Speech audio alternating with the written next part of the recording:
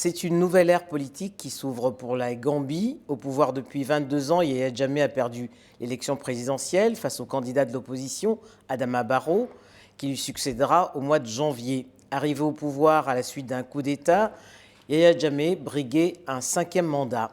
Thibaut Camara, bonjour. Bonjour madame. Vous êtes proche du président gambien. Sa défaite a été saluée par le peuple gambien, mais elle reste une surprise. Comment a-t-il accueilli ? Il l'a accueilli avec beaucoup de foi, la foi qui habituellement le caractérise.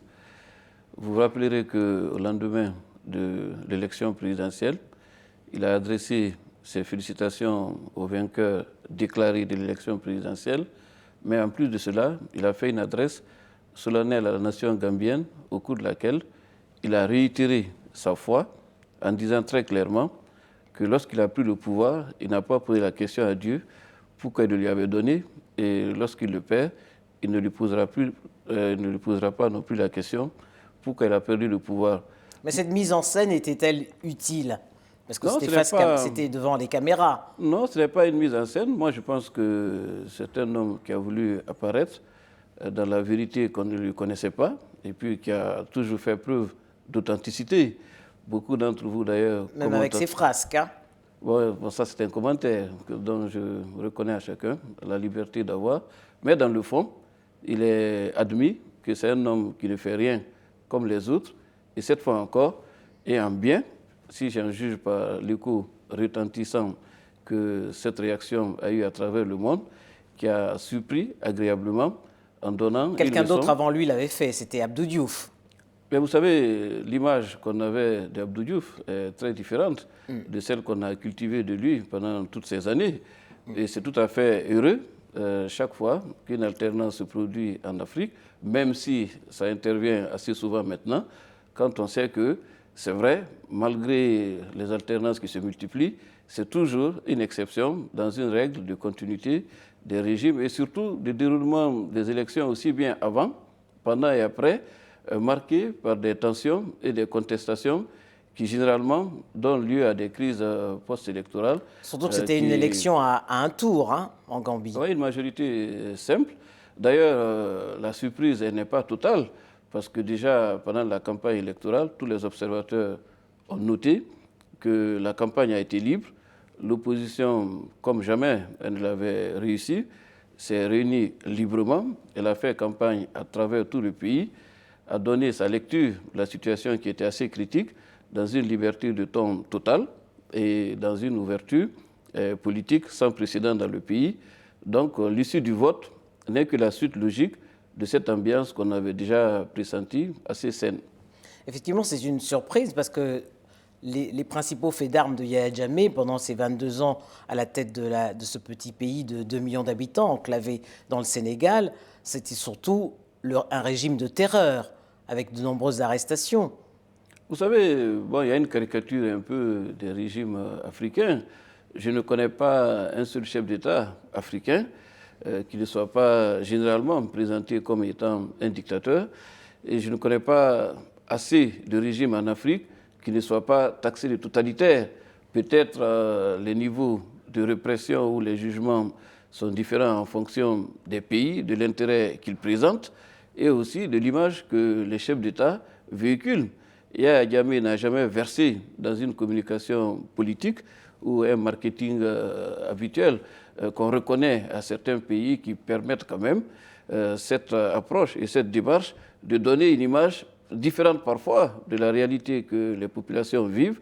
Yahya a eu ce mérite d'apparaître comme il est, avec le souci d'instaurer l'ordre et la discipline dans son pays. D'ailleurs, ce qu'il a recommandé comme héritage qu'il veut laisser à son pays, c'est la stabilité et la sécurité dont il s'est donné les moyens, parfois évidemment avec beaucoup de controverses et de critiques. L'ordre et la discipline en violant quand même les droits de l'homme, reconnaissez-le.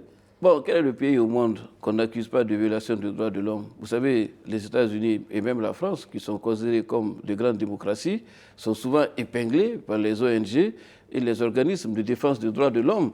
Vous voyez le débat et la controverse, la polémique que suscite l'état d'urgence dans ce pays qui est considéré comme un recul des libertés et des droits. Donc parfois, il y a toujours ce débat entre la nécessité de préserver la sécurité de l'État et de protéger les citoyens et le droit que ceux-ci ont à plus de liberté et d'expression libre. Mais protéger la sécurité de l'État, la Gambie n'était pas un État menacé. Ou bien vous venez de dire que c'est une enclave presque dans le Sénégal. Oui, mais il n'était pas en guerre avec le Sénégal. Oui, mais je veux dire d'abord les conditions dans lesquelles Yahya Jammeh est arrivé au pouvoir ne sont pas des conditions démocratiques. C'est la suite d'un coup d'État qui correspondait au contexte historique des coups d'État à l'époque, parce que c'était une période où la Gambie n'était pas une exception de coup d'État. Et puis ensuite, il y a eu cet effort de démocratisation et d'ouverture politique que le pays a eu à faire. Mais ce que je veux dire, c'est que quand même, vous avez dû suivre le parcours de l'homme. Vous savez que le pays a connu une succession de coups d'État, dont le dernier ne remonte pas à 2 ans. Donc cela développe nécessairement une obsession sécuritaire qui peut effectivement conduire parfois à certaines restrictions des droits et des libertés dans le pays. L'autocrate Yahya Jammeh, qu'on a connu pendant 22 ans, aurait-il eu un sursaut démocratique? D'abord, autocrate, je considère que vous voulez dire peut-être autoritaire, puisque c'est un homme qui a quand même, comme je dis, voulu instaurer une démocratie, mais avec un certain ordre et une discipline pour préserver l'essentiel qui est la paix et la stabilité dans le pays. Mais je pense que à quelque chose, malheur est bon.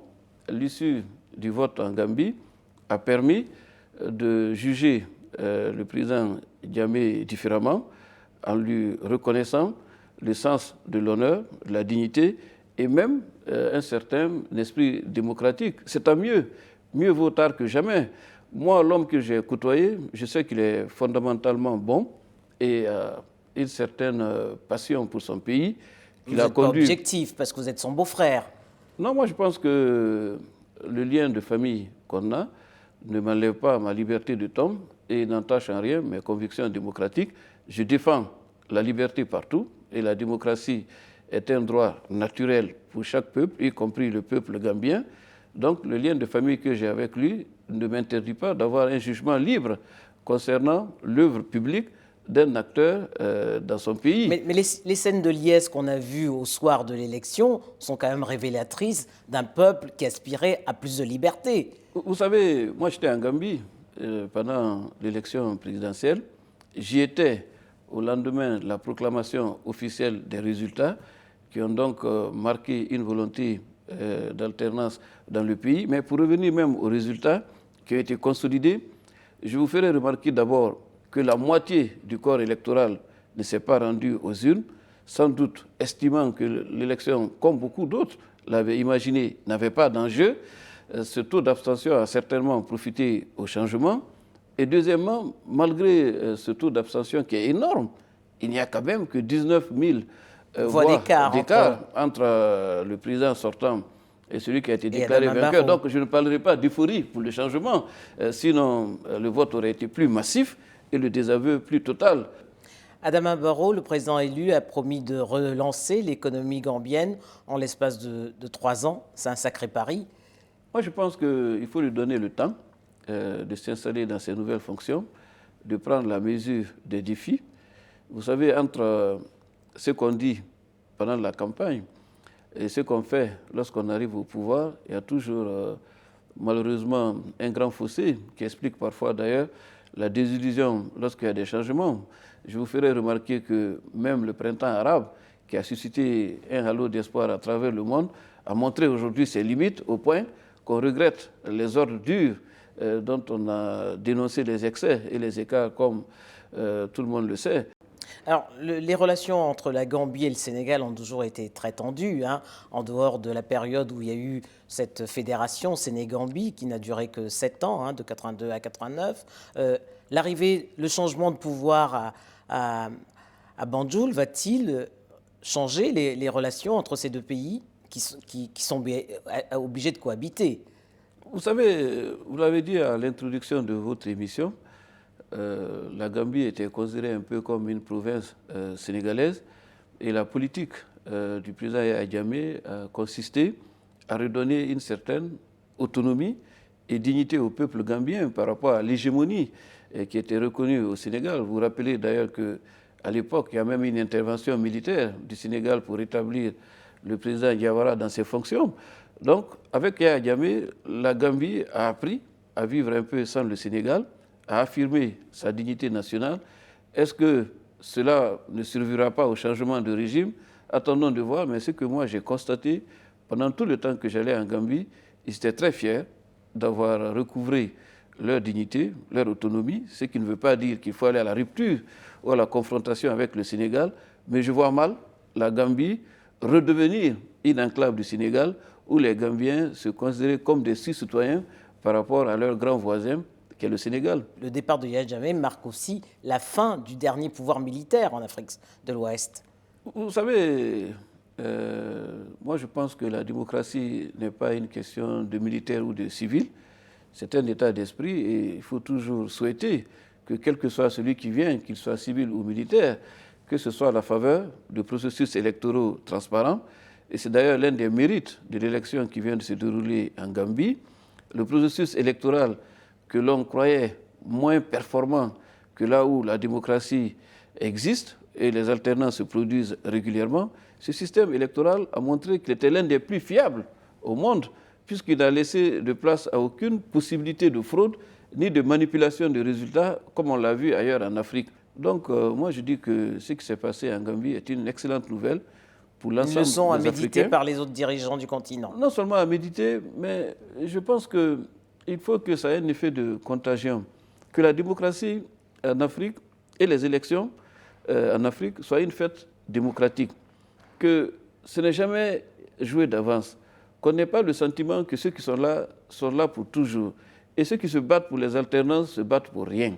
C'est en cela que moi, personnellement, en tant qu'Africain, en tant que démocrate, je me réjouis à plus d'un titre de l'attitude du président Jammeh.